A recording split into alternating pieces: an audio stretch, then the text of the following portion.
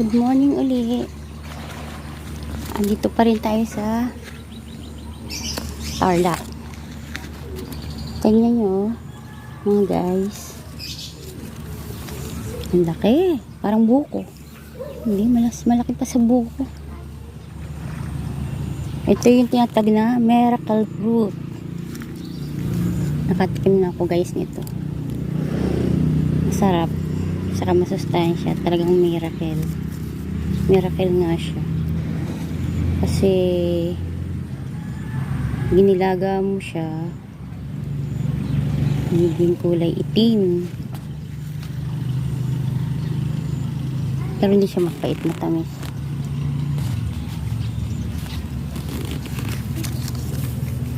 Parang gusto ko ng pitas yun. Laki, ang bigat.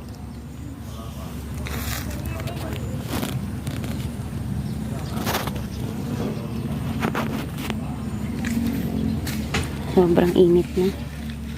Hindi na tayo makita. Ayan.